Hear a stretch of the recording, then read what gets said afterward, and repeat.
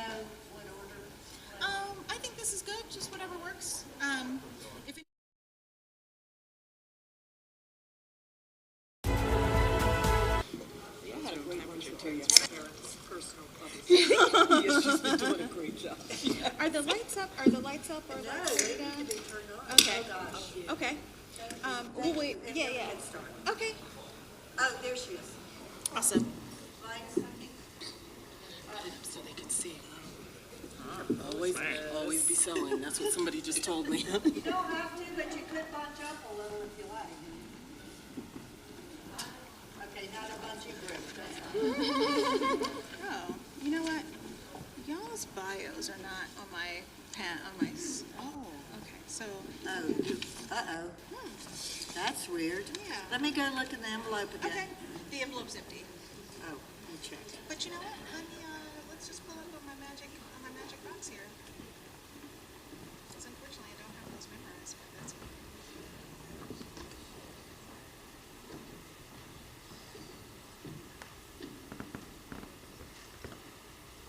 We're going to get started in just a second, everybody. Thank you for joining us.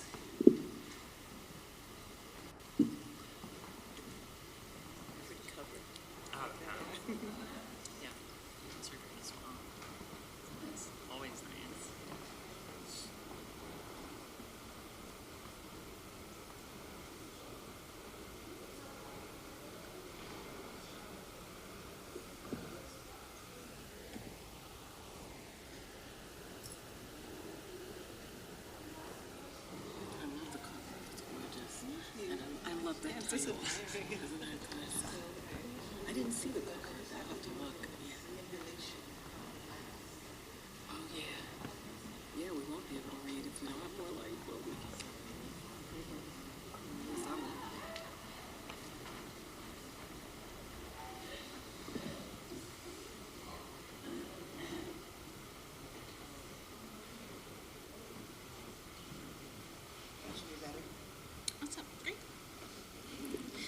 All right. Thank you all so much for being here. How's everybody doing? Awesome. So my name is Kalela Williams, and I'm the director of the Virginia Festival of the Book. So I have a special note of appreciation for everybody being here, and for, of course, many of you who've been to the festival a few times have noticed perhaps a difference, and that is that we have registration now. So I appreciate everybody's patience in our registration process. It really does help us build a better festival, and that includes our authors.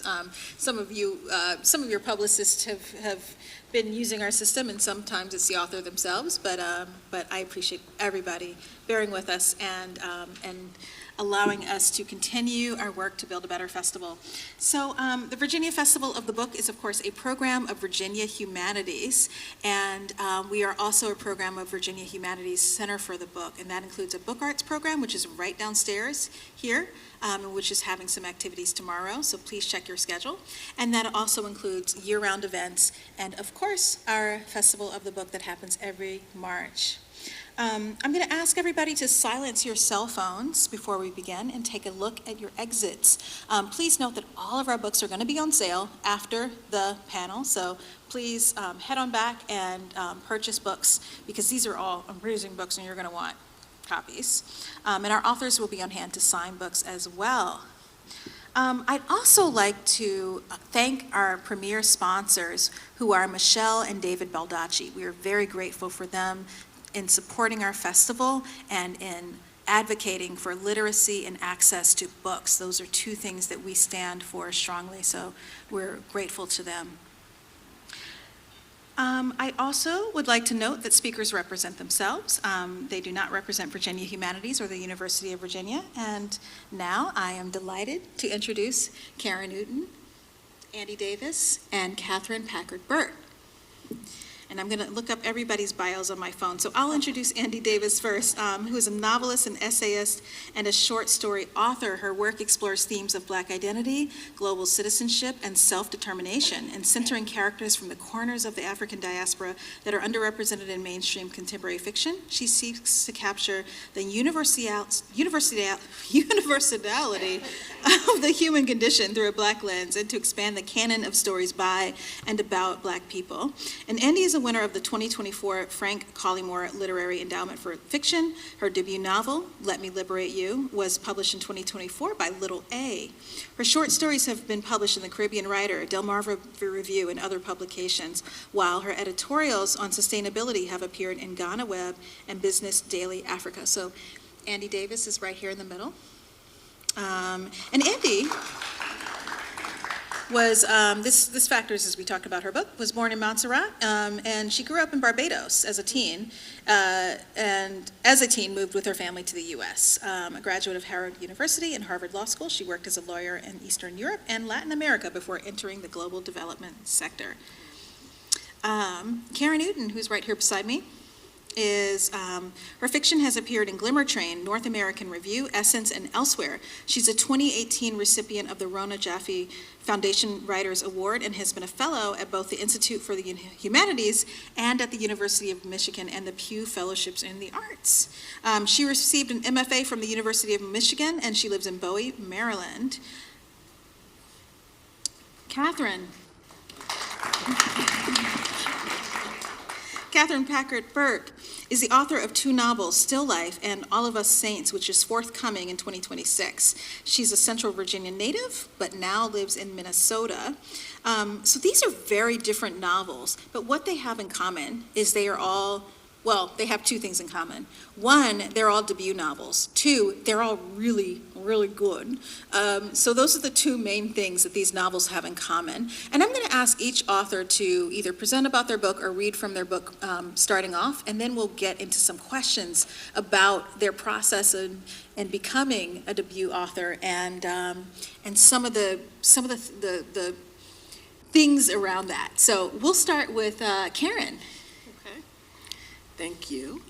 I think I'll talk about the book because there are really 2 sides to this book. It takes place both on Mount Everest and back on Earth, as I like to think of it, in the Maryland suburbs of DC. It's about what happens when you do the most audacious thing you can think of, and then you have to live with the consequences of it. The main character, Dixon, has an older brother who is deeply charming and is the kind of man that no woman really ought to date for very long. That's kind of how he's made his reputation in the world. He's a good guy. He just is a charmer. And he charms Dixon into wanting to be the first African-American men to summit Mount Everest. And I make that distinction because in reality, the first African-American person to summit Mount Everest was a woman, Sophia Dannenberg.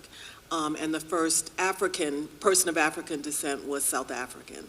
These characters are completely fictional, but what I came to find out about Dixon was that he had a very orderly life. He was the kind of person who'd been designated as the good son all of his life.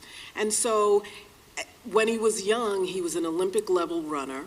He loved it. He missed the Olympics by 1/10 of a second. And he decided nothing would ever take over his life like that. So he has an orderly life as a school psychologist at a middle school for boys. He takes care of them. He's a shepherd. And then his brother puts this bug in his ear. We could climb. We could be these heroes. So the story really is about the climb itself, and you will definitely find yourself on Mount Everest. And also about what happens to the people back at home. The people who are left behind while he goes, which includes friends and family who think they're completely nuts, but also the students who have relied on him, and particularly the fragile students who, in his absence, suffer consequences that he then has to face up to. The biggest thing about this book, the reason it's Dixon descending, is because climbing this mountain makes him descend not just from the mountain, but from his ideas of himself. And the one thing I will read is the thing that sort of kept me going. It's an inscription by the climber David Brashears, who was on that big climb in 1996 that led to Into Thin Air and the IMAX movie, which is where I started thinking about this. He said, "The mountain doesn't care whether we're here or not. Everything it means to us is only what we bring to it. It's only what the mountain reveals about us that has any lasting value."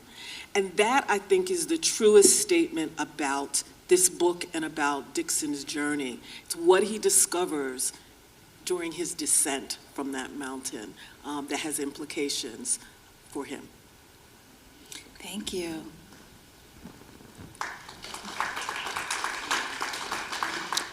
Andie. Good evening, everyone. Can you hear me? All right. I've listened to the description of Dixon descending with great interest because it strikes me that in a very different way, my book is also about an act of audacity. It's the story of a woman named Sabri Cumberbatch, and she's Barbadian-born but New York raised from the time she was a little girl, and she's an emerging artist, but very restless, and in fact, as her star rises in the art world, she starts to develop an acute case of imposter syndrome.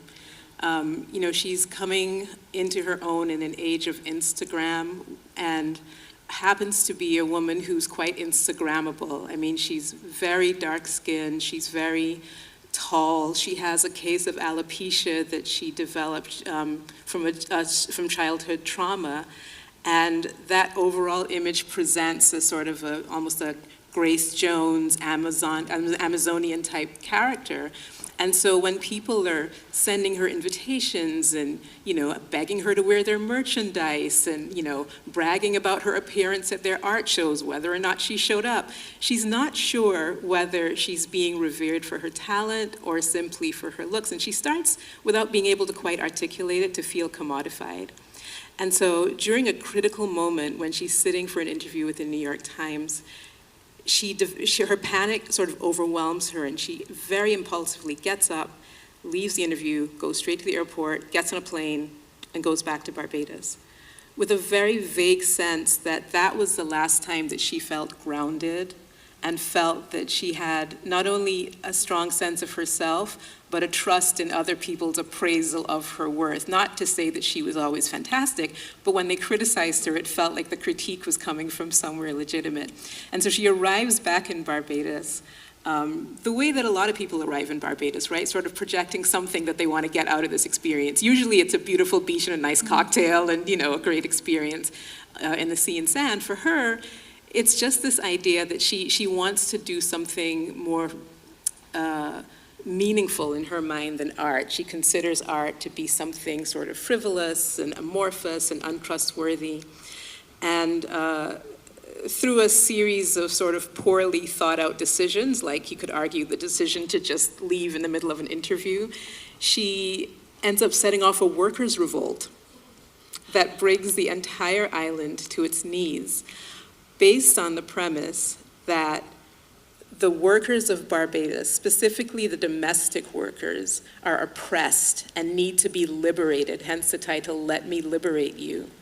The me in that title is the main character, but the you, as far as she can tell, is her aunt's own housekeeper, where she goes to stay in the home of the home of the very wealthy aunt who has received her gladly, thinking that this is an opportunity for her to brag to her socialite friends about her famous New York artist niece, and instead she comes home and she starts a crusade. But no sooner does she launch the crusade than she gets in over her head and tries to essentially commodify the same housekeeper who is just there doing a job. She doesn't particularly feel like she's oppressed. She thinks this is a transactional relationship. And the dynamics that this character is reading without the local cultural cues as sort of oppressor and oppressed, the housekeeper just looks at it as just, doing a job and going home at the end of the day.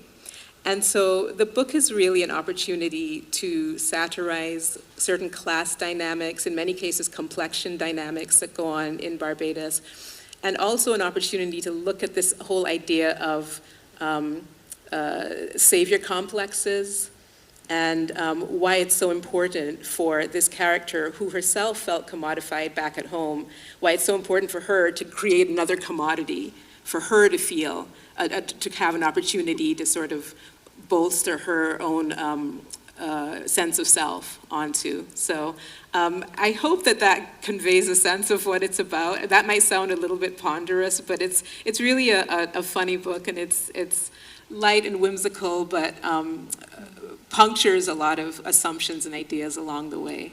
That's what it's about.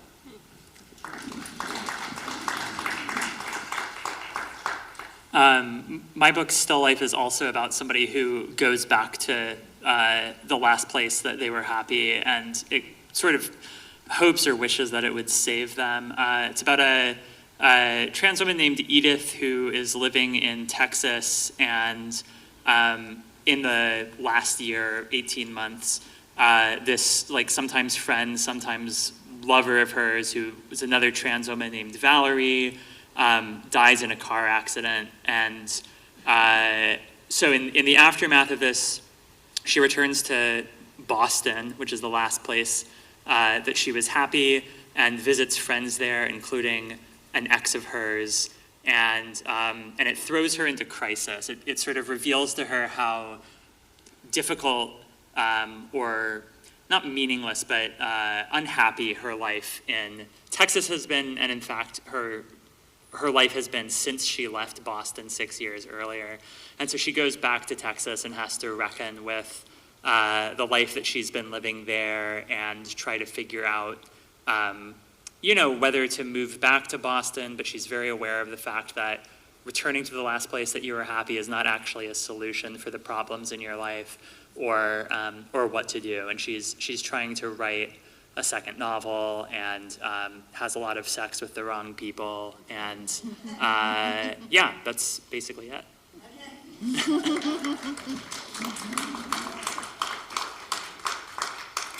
So I love that, when I said these books had two things in common, they were really good, and they were all debut novels. I did leave out that the third thing they have in common is this idea of salvation and saving, and they approach saving from a very different way. Can we dig into that just a little bit more? The idea of saving in all of your novels. This time, Katherine, can we start with you? Yeah, I think that it's a really appealing idea that there is like a person who will fix you, or a decision that will fix you. And I think that I've lived in a lot of different places in my adulthood. And I know quite a few people who've lived in pretty much three. There's where they grew up, there's where they went to college, if they went to college, and there's wherever they went after college. And sometimes that's the same place that they moved whenever they left the place they grew up. And not in every case, but in a lot of cases, I've found that people who haven't lived that many different places think that like going somewhere else will improve their life. So I live in Minneapolis, and I know people who are like, oh, like I'm gonna move to Chicago and it's gonna fix everything that's wrong with my life. And when you move around a lot, you sort of learn like that like no matter where you go, you're bringing all the same stuff with you. All the problems that are you are coming with you. And so the book is against that idea that the place you live, or obviously like people's circumstances could be very bad, but if the problem is the way that you're moving through the world, just changing your location isn't gonna fix that for you. I know you're looking at the audience, but if you could have seen us, we were all nodding. It's just like we're just like in unison. Andie. Yeah, I second that. I think that's true. I mean, in the case of Sabri, the protagonist here, that restlessness, I think she's looking for an anchor to ground her. And initially that feels like it's a geographic or even a cultural anchor, but it's really, the more she proceeds with this sort of misbegotten crusade, and the more overwhelmed she feels by it, the more the truth of what's laid bare is the fact that she herself doesn't really know who she is, and a lot of the life that she's constructed up to that point has really just been her sort of taking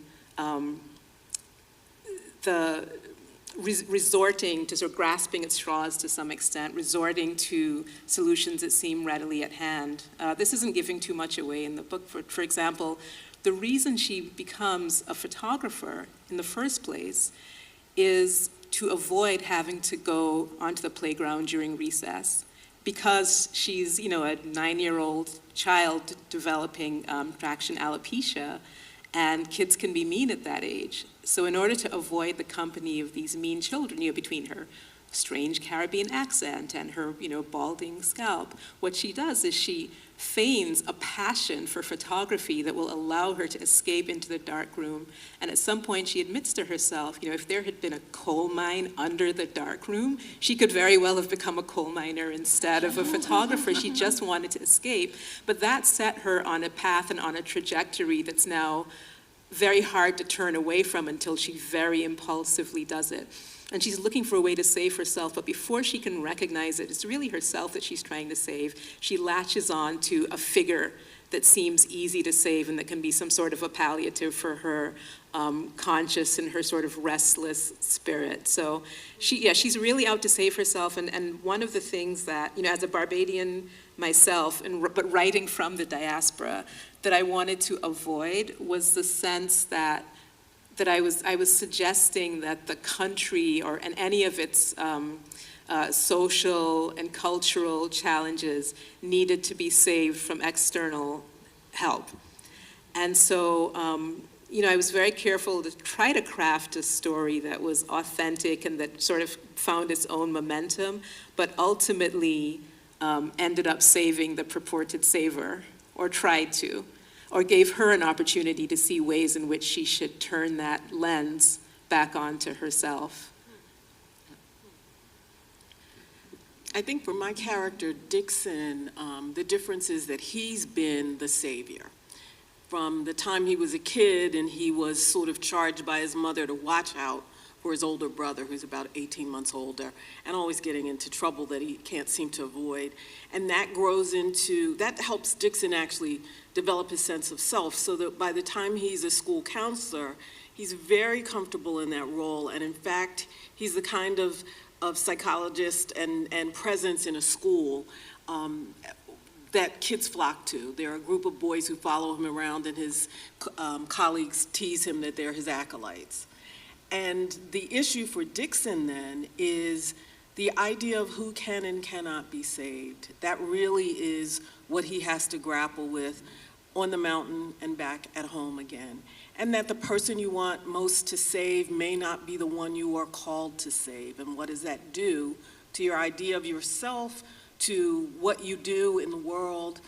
And part of this came to me because in researching and talking to people about the book, since I discovered that the book was really about Black men and their relationships to one another, I started asking cousins and friends different things about their attitudes toward younger people, since Dixon's surrounded by them. And I saw that there were sort of two camps. One camp is you do what you can for everybody. You never give up on a kid. You never give up on somebody who's in trouble. You stay there for them. And the other camp is there are so many people who need help. You try to help them, but when someone shows you that they don't want your help, you move on to the next person. And Dixon has to make some choices because of that, because of the students who are in trouble around him, some because of his absence and some because of who they are. And he has to come to terms with what kind of person am I going to be, and is being a savior all that it's cut out to be? Should I be something different? Thing to summarize, but talk about your process of being published. Andie, let's start with you, and then we'll move to Katherine, and then we'll move to Karen. What part of the process? Just beginning to end. The whole shebang, kit and caboodle. So should I start with the manuscript already existing? I think you can start with wherever you think your process began. Well, first I took many more years than expected and wrote a book. I found an agent. I don't know if how many of you were present today when Kalela gave her presentation on just the background of publishing, but I was nodding along as I was listening to so much of it, because it's, frankly, a lot of it is such a crapshoot. It's just such a combination of just luck, serendipity, preparation, persistence. And I think, it's been a sort of an exercise in all of these. I'm sure all of us can say the same. In my case, this book was published traditionally. I had a manuscript. I had a group of beta readers that I took it to even before I approached agents, and I'm a big believer in the beta reading process. And by beta readers, I specifically mean not, just your friends or your parents or people who will tell you it's wonderful, but real hatchet people who hate everything. Every movie they can find fault. A play, a dance performance, a post on TikTok, right? They can dissect it and criticize it in a way that's really, really helpful. I found all the people in my life that I thought fit that bill, and I asked them to tell me all the ways that this book sucked. It was very important for me to hear that. And that was a very valuable exercise. I took everything that I felt was useful, and then I queried it to agents, got, what I have come to call sort of rave rejections, where people will say, this is a really interesting voice, not right now, or, that's not quite right for our list, or what have you. Eventually finding an agent through a friend who, to whom I was sort of, kvetching, I can never find an agent. And he very calmly said, why don't you talk to my agent?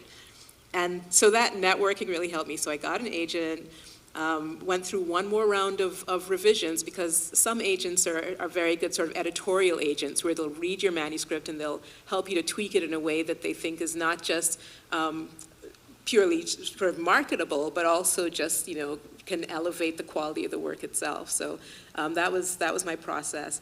And from there began, sort of a series of marathons. We took it out once to sort of the big five, and then had a couple of near misses there, then, sort of rallied and did another round, this time to sort of the prestige smaller houses. And I think we did maybe 4 rounds like that over the course of, I'm gonna say, 7 or 8 years, honestly, yeah. And please don't take my experience as typical necessarily, but I do want to say that so often in publishing we hear of the unicorns, right? Like somebody wrote an idea on a cocktail napkin and passed it on to so-and-so, or somebody's daughter read something off a slush pile and the next thing you know. But what happens more often is, I think my story is probably somewhere closer to the mean, where really it's constantly going around and around and around. And in each case, if let's say we were going to reapproach a publishing house we'd already approached, changing the title of the book. The original title of this book was The Monkey Blackout. It's had 3 or 4 other titles. We ended on Let Me Liberate You, which I genuinely think is the best one.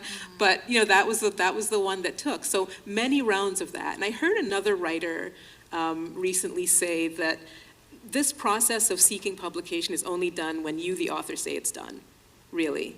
Because it's really a question of just persistence. You can elect to say, oh my God, I can't take one more rejection. But maybe the one after that would have been the one that, that took you. You just, in all of this world of publishing, you just need one good agent that believes in you and one editor that gets what you're trying to do, with the power to also convince an acquisitions committee. It's almost harder to be born, frankly, right? All of the things that have to happen and line up exactly right for this to take place. So that was my process. And then, similar to your experience, Kalela, once the book was acquired, then began a rigorous process of editing, where it hasn't changed, it unrecognizably, but I think the quality definitely was elevated. So editors have to be shrewd enough to recognize, diamonds in the rough here and there, right? Something that not just has commercial appeal, but that can really be brought to a standard that really reflects it at its best. And I was blessed to work with editors who I really trusted implicitly and enjoyed working with them. And then from there, this beautiful cover I cannot take credit for. That was done, somewhere by committee that I wasn't privy to. But I was told, just for those of you who might be interested, that the slant of these palm trees on the cover was a decision of a committee of about 15 people. They decided that it should slant no more than 15 degrees, because to narrow or too high an angle, it looks like nothing's going on, but then too deep an angle, it looks like we were making fun of climate disaster. So 15 was the committee, 15 was like the committee approved angle, and and at that point it came to me. I did have some input in terms of what I wanted it to look like. I told them I wanted a combination of sort of Soviet propaganda and tropical kitsch, and I think they sort of got there. But yeah, and then after that, it was sort of off to the races in terms of the marketing and promotion, which is a completely different angle, and I won't bore you with that unless you really want to hear those stories. But that was a process from sort of manuscript zero draft to publication for me.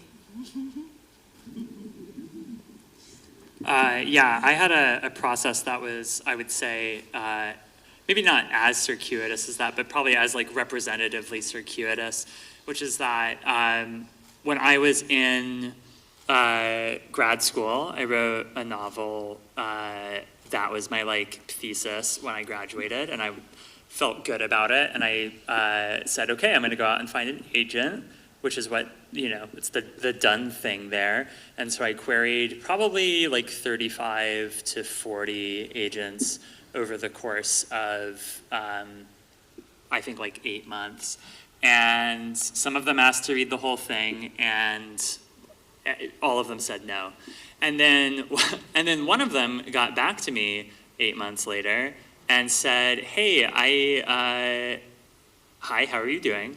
I keep thinking about your book, and I was like talking to my colleague about it the other day, and it's just like really stuck in my head. And so if you haven't found representation, like I would love to look at it again. And I had just finished doing like another light edit of part of it, and I was like, yeah, sure. And I sent it to her, and she signed me on as a client, which is great. And then we did a little bit of editing, and we sent it out to a bunch of publishers. Similarly, there was like a round of like the big 5, and then there was a round of like prestige indies. And a couple of those people really liked it and wanted to publish it. And and the editorial board that they have to be able to convince that the book is worth acquiring and paying somebody money for and putting a bunch of resources into the publishing of said no. So that book ended up not being published. But I had an agent, and I had spite. I had a lot of spite. And so I wrote Still Life in the course of about 4 months at the end of 2022, and went through a couple of rounds of revision with my agent, who is, I think, the only person I've ever trusted to look at the first draft of anything. She's wonderful. And then one of the editors who had wanted the other book but not been able to convince the editorial board was able to convince the editorial board to take this one. And so Norton ended up publishing it. So that's the basic journey. Next time it'll take no time at all. But I think the thing that unites us all, and probably unites all of us who eventually publish, is how long this takes. I don't think people necessarily understand that part. And I remember reading an interview with a writer whose name is escaping me right now, but she was saying the reason that you hear about the people who, oh, this was done in 18 months, oh, this was done in two days, we got this published immediately, is because they are, as you said, the unicorns. It doesn't happen that often. And for the average book, it may take 5 to 7 years to write and get it out there into the world. Mine was a little longer than that. I'd been writing, publishing short stories and essays for about 40 years, actually. Started in my 20s. And I was really fortunate that I won a bunch of awards for emerging writers. So I was emerging for like 40 years, really. It was like I'm the most successful unpublished novelist I know. And I decided to go back to graduate school in my 40s. I had a novel. I had an agent who'd gotten this great advance for several friends. The agent is excited, she sends it out, it doesn't sell on the first round, which discourages her. She loses interest and ghosts me, right?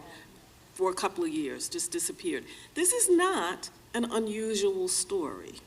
This happens because you're unknown. No one knows you. You're a debut novelist. They don't know quite what you're going to do in the world in terms of making money, and this is a money-making proposition. That's what happens in that editorial board meeting.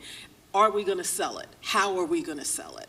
And you'll hear sometimes, we really like that story, we just don't know how to market it. So I was feeling really depressed and writing some extraordinarily depressing short stories. And then one day Dixon appeared to me. And I saw him standing in front of the school where he worked, and I felt like that was a gift. But it took 15 years from that moment to the moment that it was published. When I finally had a draft that I was ready to give to people, because, you know, the other advantage of being that old was that I had so many friends who were writers. I had gone to an MFA program, and I had readers. I had people who could read and really say to me, okay, this is or is not what's working. So there were about 7 different drafts, 7 different versions. I mean, each one had its own draft, but 7 different versions of this story with different characters and all of that, until I finally got one that felt like this is right. And because of the Rona Jaffe Award, I had some contacts with agents. And so I was able to contact those agents and get them to read the manuscript. And the person who contacted me, you know, after that really bad experience with the first agent, I ended up with a dream team. This agent saw exactly what I wanted somebody to see in the manuscript. I did some revision for her. We sent it out on the first round, and everybody said no, but one editor said, if no one else says yes, bring this back to me. And she asked for some revision. She did not say, I'm going to buy it. She said, this is what I'd like you to address. And I understood that that was in some ways a test to see how open I was to revision, how well I could do it, those sorts of things. And after doing that, then she was able to take it to the editorial board, and they bought the book. And then we did 3 more rounds of revision. So you get to this point where you think, no, I can't stand it anymore. And then you realize, oh, and what's great is, and you have to have this editor that you trust. You have to have people that you think see what you want out of this, because they're going to ask so much of you. And each time I thought, oh, she's right. And she just helped me tighten it up and hone it. And so in the end, I felt like this was the best possible outcome. It may have taken 40 years, but it's been worth the journey, absolutely. So.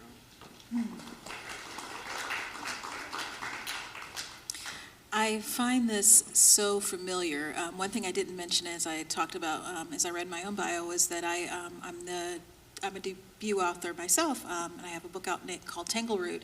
And this idea of patience, persistence, fire under your chair is just really what I'm hearing from all of you. I was interested. All of your covers are so evocative, and Andie, you talked about yours, but Katherine and Karen, I would love to hear about the process of your covers. And Andie, if you have something else to add too.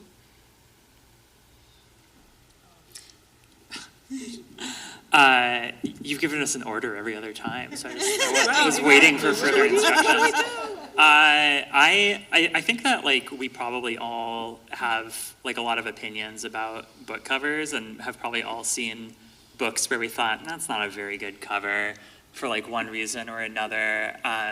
And so I came prepared. I made most of this was images, to be clear, but I made a 13-page document for the art department where I was like, okay, here's some books that I like the covers of. Here are some photographs that I think have the right vibe.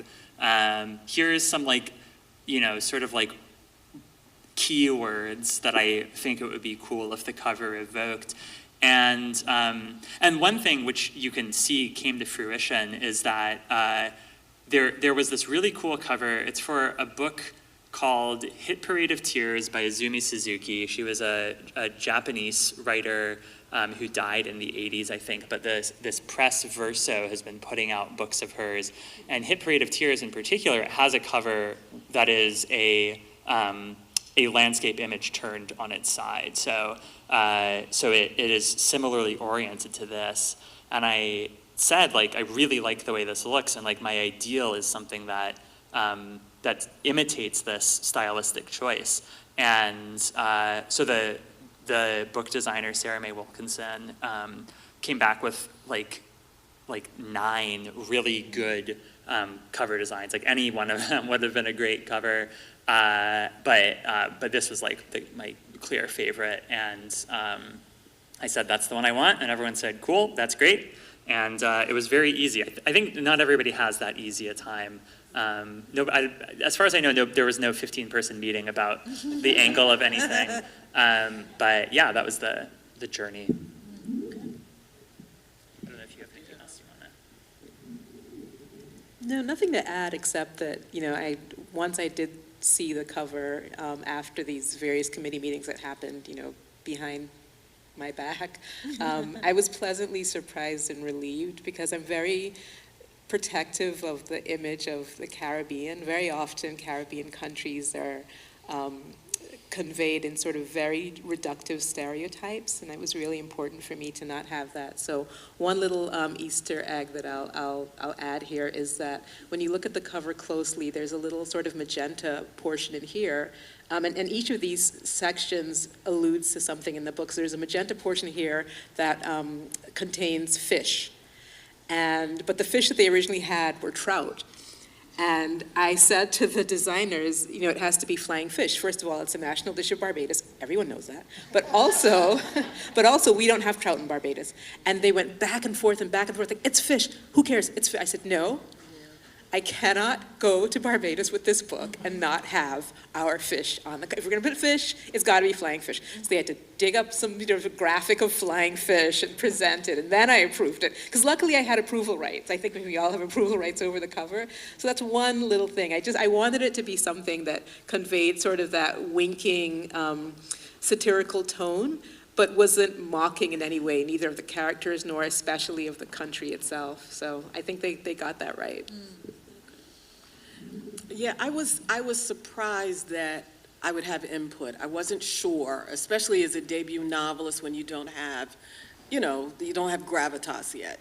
I thought, and I said to my agent, do I get to ask? She's like, yes. And what was great was my editor asked me, okay, send us some examples of images that you like. What, are there colors that you don't like? Like, I just hate green for some reason. It's just how it is. And I was like, yeah, green, no green.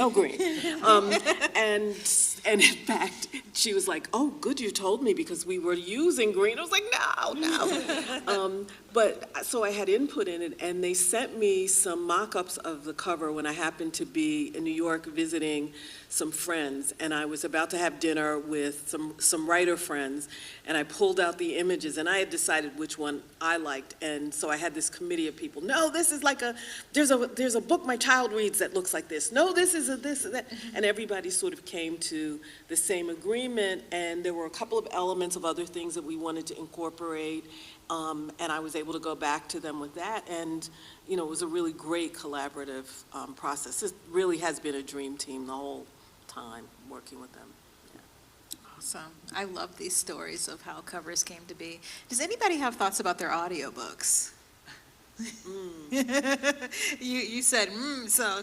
Yeah, you know what, I remember the first time they sent me samples of, these are the guys we thought might be good for the audiobook.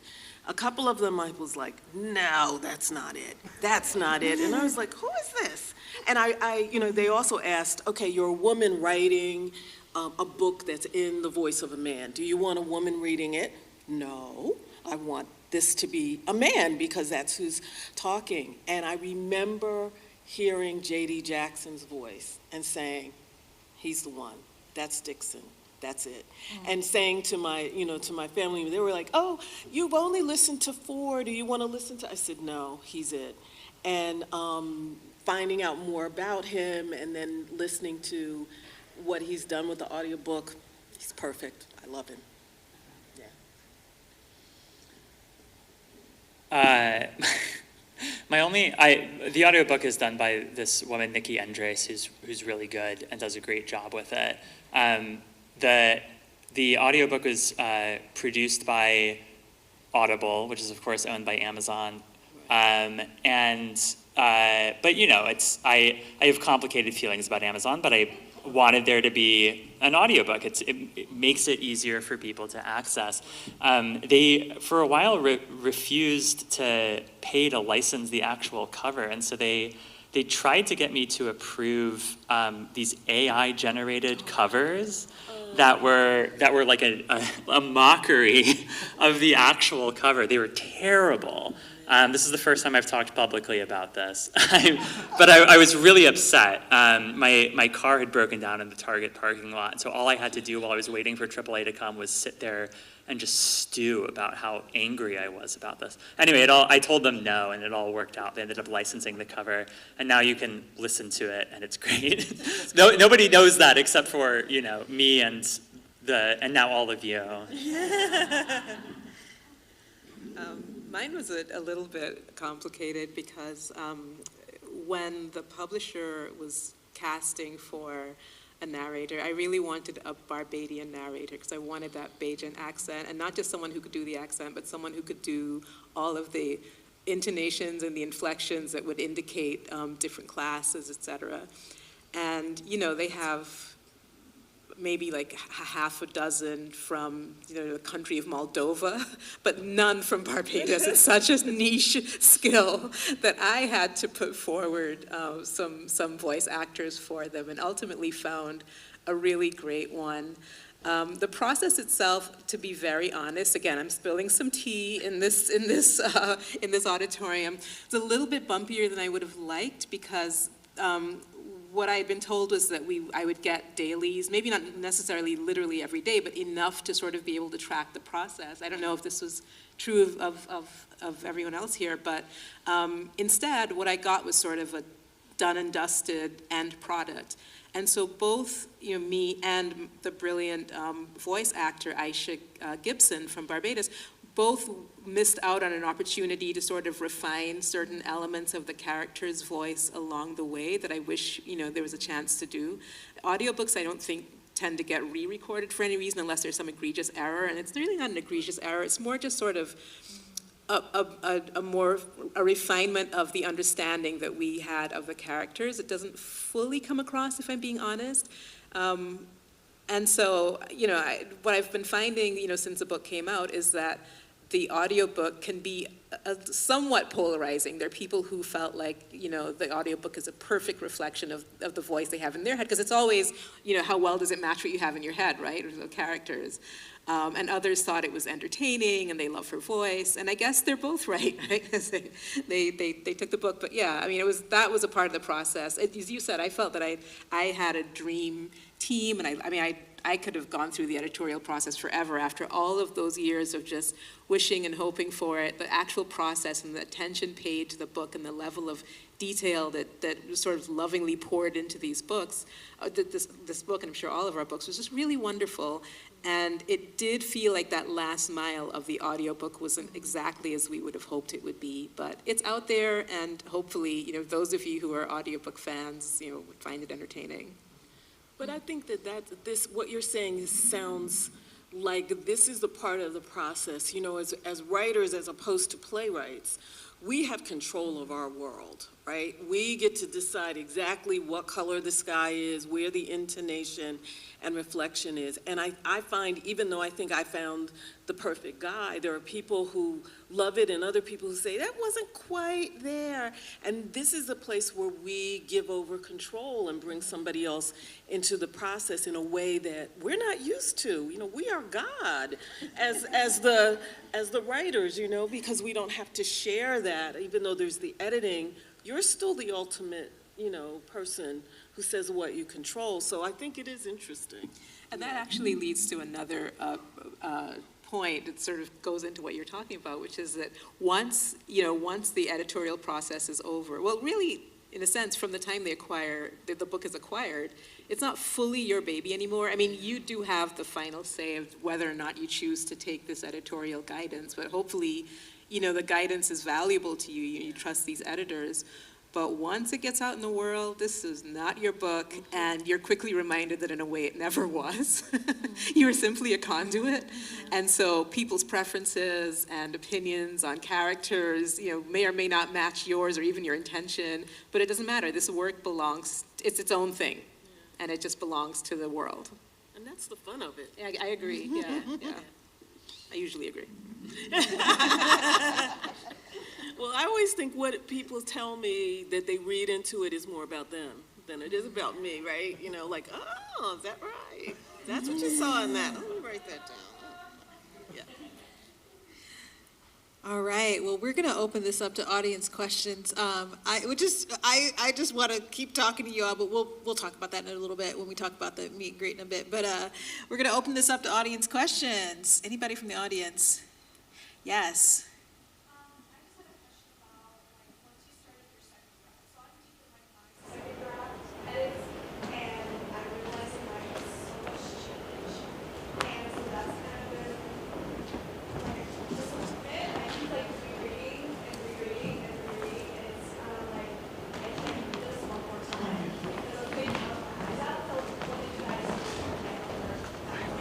I'm just going to repeat the question as best as I can, and that is working on a second draft, keep rereading, and wanting to gouge one's eyes out. I've never had that experience, but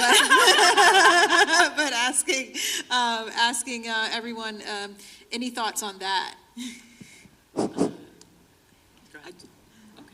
I do. One of the things that saved me, because altogether I wrote up 12 drafts of this. Yeah, thank you.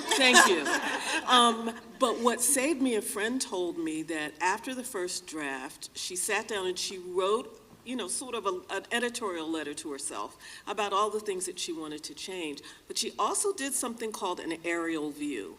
So here's how I do it. After I've written it, it's not an outline because it only comes after you've written down what's there. So I'll write, okay, chapter 1, here's the opening line, and I'll list what the scenes are and what's important in each scene, and the closing line, then go to chapter 2. And this allows me to find the there was that one scene in chapter 2 that was problematic. I can go right to that, as opposed to having to read the whole thing over again. And it also, on the page, you get to look and see, what am I building toward? How come I have 3 scenes in this one chapter and all of them have just one character when I'm supposed to have a collaboration of all of them? And I list, who are the characters in each scene. And that helps me tremendously and keeps me from having to go back through and try to see it anew. So I hope that's a tip that'll help you. I wanted to ask, for you, between the first and second drafts, did you give yourself a lot of time, or did you turn right around and go to the second? Good question. A month and a half. I have found that it actually helps to give myself even longer than that. I mean, where you sort of put it away for 3 months. Yep. To where you truly have almost forgotten it, where you can look at it again with fresh eyes. Because if you look at it too soon, you're almost too close to it to really be able to judge its merits, and sometimes you might be too hard on yourself and sometimes too easy on yourself. It really pays to just almost forget about it.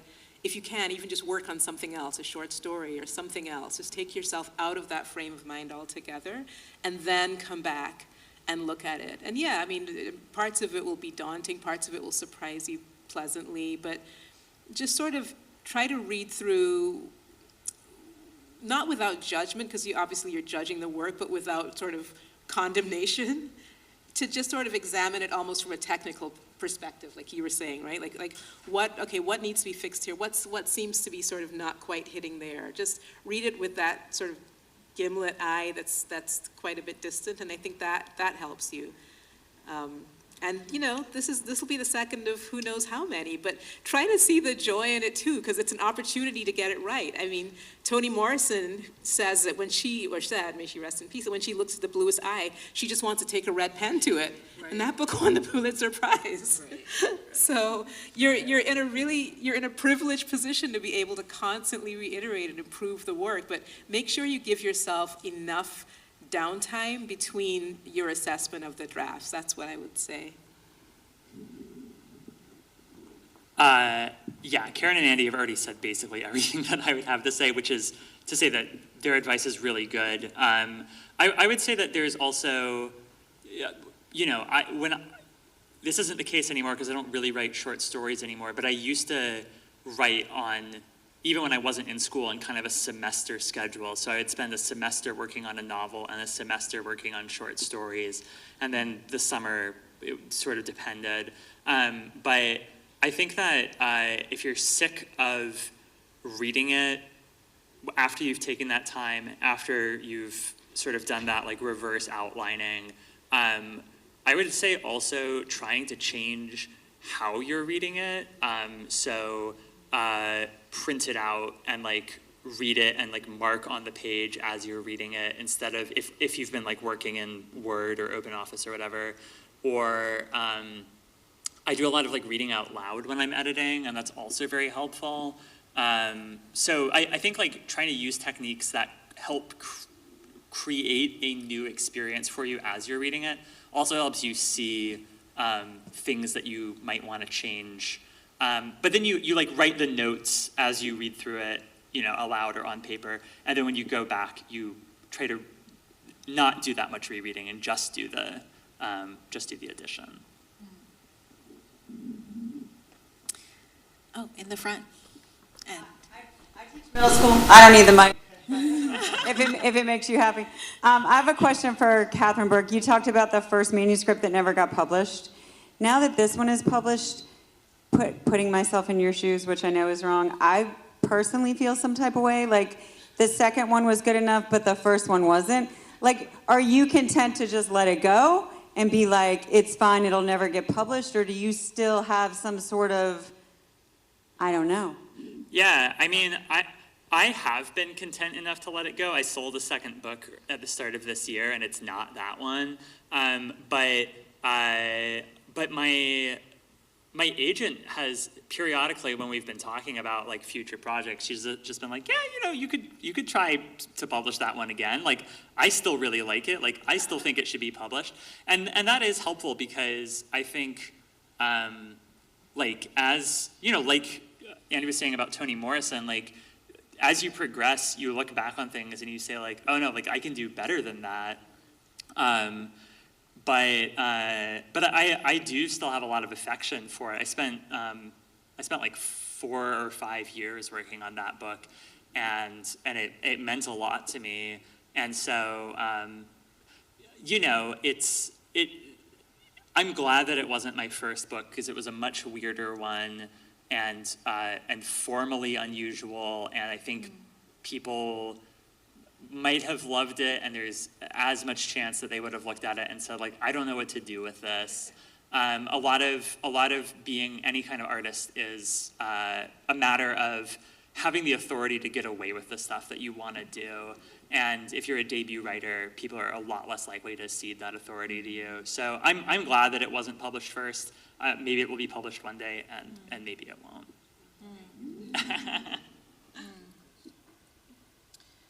other questions from the audience? Oh, yeah, right there.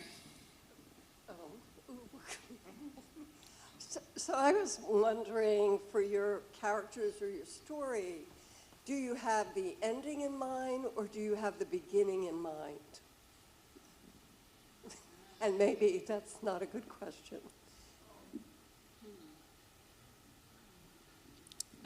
I typically have both in mind. I think that the ending, I always think of it, and if you ever saw me try to fire a bow and arrow, this metaphor would sound silly because it's pathetic.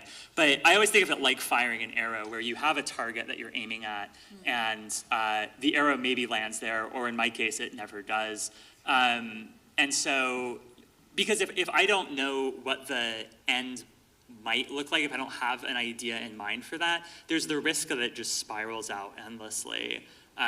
So, for example, I knew, this is not really a spoiler, this book ends with the main character leaving Texas. I didn't know where she was going to go, and I didn't really know why, and I had to figure that out. But I knew exactly where it started, and I had that idea of where it would end. I start with a voice and just really kind of an itch, a literary itch, some sort of intriguing premise that sparks my curiosity. And I know there's terms for like these kinds of writers, like the ones who sort of outline and versus the ones who just sort of, what is it, pants it versus plan it, right? Thank you. Plan. And I kind of, I'm a pants it person. Like I have maybe a chapter and a half worth of visibility in front of me at any given time. But following it and trying to really, really, really like hew closely to the voice of the character, to the circumstances, the context. It takes. I don't think there's a better or worse option, or that one takes necessarily longer or shorter than the other. But that's how I did it, and so the result is that I kind of know generally where they're going, but whether they sort of go this way or that way, or whether they sort of just, whether the arrow doesn't land exactly on target, all of those things, I'm as much in the dark as anyone else. So it showed earlier drafts, kind of mid-drafts to, a core group of beta readers, and, someone might say, oh, wow, I can't wait to see what happens to this person. In my mind, I'm like, me too. No idea. Let's find out together. But I think for me, it also gives me a certain kind of latitude because I'm not wedded. There's certain points that I think I really want to get across, and those are very clear, and that's part of what drives me. But then beyond that, I'm not wedded to a specific ending and outcome. And in the case of this book, the ending changed significantly. I landed on a different sort of final voice altogether. Which makes much more sense, in the context of the book than what I had originally. But had I been insistent that it be, this ending, this person, this voice, I think ultimately the book might have suffered for it. I let those things sort of suggest themselves, the deeper that I come to know the characters and the book itself. I think I write because I'm out to take a ride. And that ride is driven by character for me. A character usually shows up, and I follow them and see where they're going. And, I have some idea usually of what the peak is or what the question is. For this book, for instance, I think I mentioned I saw Dixon standing in front of his middle school, and something had happened to him. He was gaunt. He seemed to be favoring one foot, and I came to realize he'd climbed Mount Everest. And I thought, what happened? And the what happened is sort of what drives me. And that used to bother me a lot until I had, and I'm speaking, I think, to the woman with the first draft, so you won't be discouraged. That first draft is your discovery draft. You don't know what you think, what you have in front of you until you get that first draft down. And then you think, oh, that's interesting. This isn't what I thought. Is what I thought I was going to do something that can work? Is it working here, or have I discovered something else? And for me, that's sort of the magic of the whole thing. And it takes energy. I'm just, this book was published last year. I completed it maybe 18 months before. I'm just at the point where I'm ready to give my heart again and fall in love. And it is falling in love with this new character and deciding I want to get in deep and I want to be on this ride with you. And I'm just at that point where I'm like, okay, I'm taking the leap. So that's sort of how I approach it. I have one. Oh, do we have another audience question? Okay, great. I'm curious about how you get into your writing every day. It's very easy to get distracted, and I sometimes can go very deep and sometimes not. And I'm curious if you have a ritual or what you do to get into the writing every day. Okay, so the honesty, who writes every day? Do we? Do we? Or What's every day? What's every day? Right. I like that. That's sneaky. Sure, I write every day. It's another day on a different planet. Right. Exactly. What do you think? So I have found that there is a process that I find that I'm at my most productive. And for me, because I have a day job, but luckily it's a remote job, which gives me a lot of flexibility. So I find that if I write for 2 hours in the morning, as early in the morning as possible, and let me preface this by saying that I'm not a morning person at all. But I'm a nocturnal person by nature. Like my true circadian rhythm would have me writing from maybe like 11 p.m. to 4 a.m. And that's when, all things being equal, I'm really most productive. But since that's not possible within my current schedule, I try to just get in like 2 hours a day. Like, I listen to these authors who are able to put in like a solid 6 hours every day. And I think that's wonderful. I aspire to get there. But if I can get those 2 hours in 5 days a week, then not only do I feel a sense of progress and accomplishment, but also absolutely nothing can ruin that day for me. Nothing but nothing. A day when I have written 2 hours, and it's my rule is 2 hours or 1,000 words, whichever comes first. The 2 hours always comes first. 1,000 words, very hard for me to get to. But yeah, like that's a day that's been won, no matter what happens after that. So that's what works. Now in real life, how often am I able to pull that off? Not as often as I'd like to, because things intervene. Like life happens. But that's always my goal.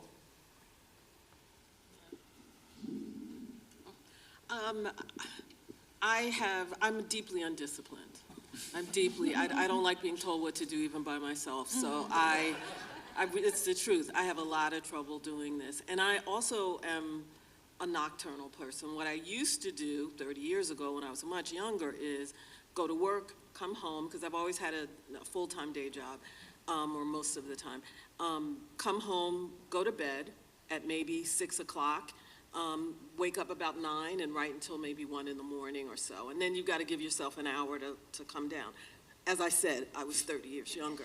And then I could do that maybe 3, maybe 4 times in a week before I crashed. And now what works best for me usually is finding some way to go away and not be distracted. I'll go to a hotel nearby where I don't have to look at laundry and all the other things. And maybe it's just for a weekend. And the amount of time that I can concentrate varies too. I can't do 6 hours anymore. I used to be able to binge whole weekends. I can't do that anymore. But I can, during the course of my normal day, even if I'm not writing, stop and think about the character. Think about a situation, see something if I'm out in the world, and see it through that character's eyes and see what that sparks to me. So that kind of keeps it alive so there isn't as much reentry time when you go back and you're thinking, oh, what was I doing? Where is that? In an ideal world, I'd write every day, but it ain't an ideal world. Yeah, I spent, getting back, trying to recall the original question, which was like how, is it hard to like sink into that mindset, or do you like skip off of it? I write when I'm drafting something, I try to do 500 new words. I never time it, but and then if I'm revising, I try to revise 1,000, which usually means retype in a blank document. And I did that pretty much every day from around 2015 until this book was done. So that was like 7 years. And then I met my partner and started to be busy when she was not at work, hanging out. And so now I don't write on the weekends anymore, which is a trade I'm absolutely happy to make. But yeah, I do. I think that, when you're deep in the process of writing something or revising something, like right now, like I wake up in the morning with like a word that I maybe was like reaching for the day before, or that I wasn't reaching for, but I'm just like, this isn't the right word. I want to change it in the draft that I'm currently working on. I think like it's a habit that you have to try to form, and like life intervenes, jobs, partners, children, doing the dishes, whatever. All of that stuff intervenes, but yeah, it's just about trying to carve out the time that you can and make the most of it. Okay. Over the course, of writing a book, I know that you receive guidance from many people, you have beta readers, your agents, your editors. How do you decide what advice you want to take and which advice you think you should dismiss?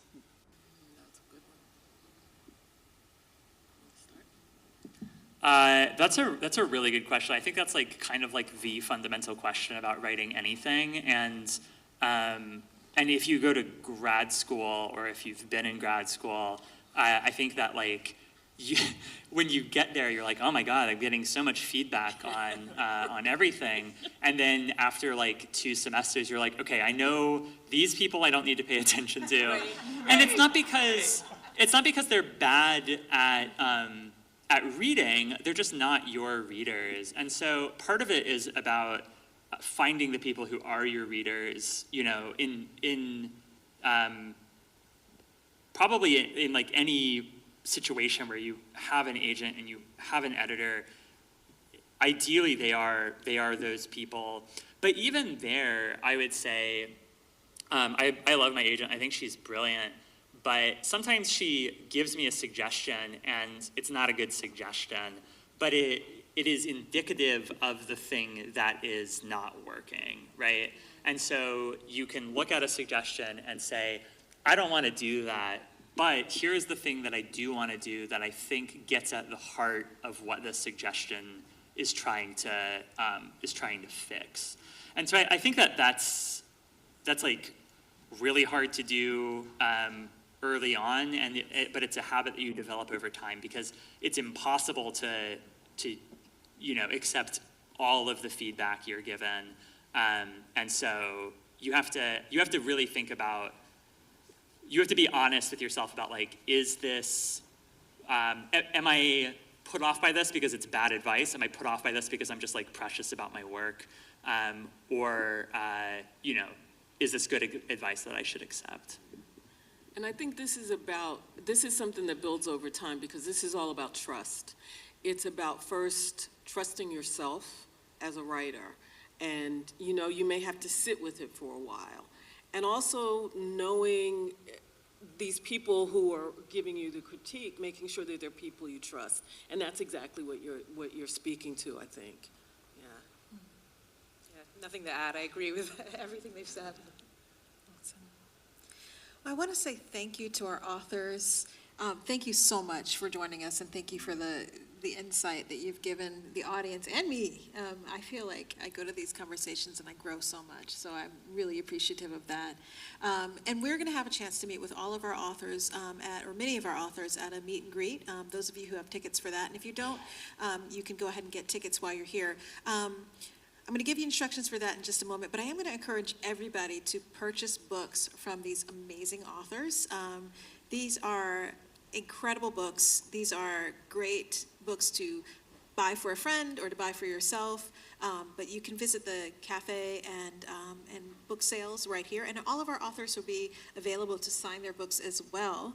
I am going to ask everyone to leave the room from the front, and if you would like, you can go straight to the book sales and signing, even if you have tickets to the authors meet and greet. That way we can prep the room and get ready for our authors meet and greet right around 8 o'clock. So again, please just leave from the front, and if you have a mobility concern and you need to stay in the room, no worries, just hang out here, and that's absolutely fine. But we just want to have the crowd out so that we can prep the room.